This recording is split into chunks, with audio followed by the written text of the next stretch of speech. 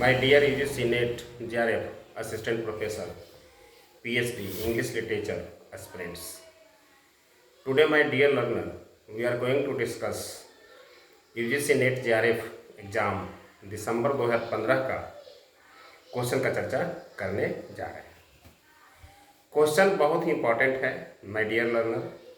Match the column है, 4 writer का नाम दिया गया है और 4 इनके वर्क्स हैं और फिर इसे कोड में मिलाना है।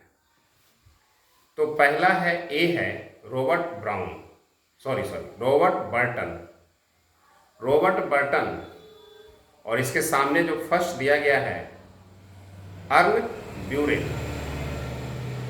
दूसरा है बी है रिचार्ड हुकर और इसके सामने दिया गया है द अनफॉर्चुनेट ट्रेवलर। सी में दिया है थॉमस ब्राउन और इसके सामने दिया गया है द एनाटॉमी ऑफ मेलांकली। और चौथा है डी में थॉमस नैश और इसके सामने लिखा गया है of the laws of ecclesiastical polity. तो इस तरह से 4 राइटर का नाम है और 4 इनके वर्क्स दिया गया है।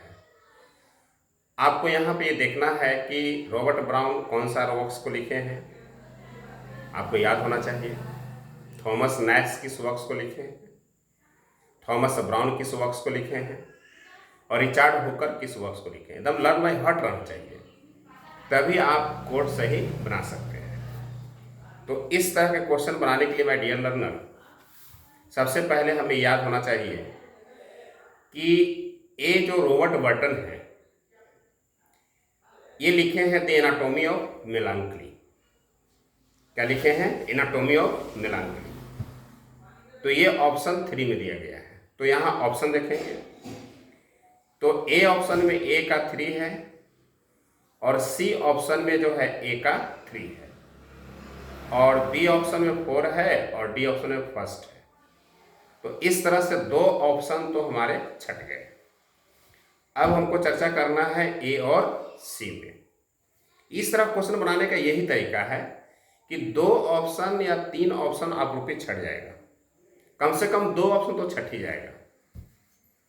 अब देखते हैं बी में रिचार्ड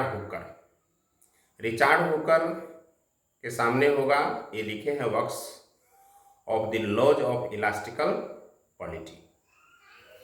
ये जो वर्क्स आया है 1594 में आया है और द एनाटॉमी ऑफ मेलांकली 1621 में आया है। तो बी का चौथा होगा। तो देखिए जो ए ऑप्शन में था कि ए का तीसरा और बी का पहला दे दिया है, इसलिए गलत है। सी में क्या दिया है कि ए का तीसरा और बी का चौथा। तो मेरा राइट आंसर यहीं पे खत्म हो गया। और अगर हम 2 राइटर के वर्क्स को नहीं भी मिलान करते हैं फिर भी आंसर हमने खोज लिया है। फिर भी कभी कभी ऐसा होता है कि लास्ट तक हमें जाना पड़ता है मैच द कॉलम में। तो रिचार्ड हुकर का है of the laws of ecclesiastical polity जो 1594 में लिखा गया और इसके बाद थॉमस ब्राउन का वर्क्स है, थॉमस ब्राउन का जो वर्क्स है अर्न ब्यूरेल, ये 1658 में आया। तो अर्न ब्यूरेल को हाइड्रोटेफिया भी कहा जाता है जो 1658 में आया। और इसके बाद लास्ट है Thomas Nash, very very important writer. इनका है द अनफॉर्चुनेट ट्रेवलर और द अनफॉर्चुनेट ट्रेवलर को the life of Jack Wilton के नाम से भी जाना जाता है। ये वर्क्स 1594 में आया। तो इस तरह का क्वेश्चन बहुत ही इंपॉर्टेंट है यूजीसी नेट के लिए। We will meet in the next video with next UGC question. Thanks so much.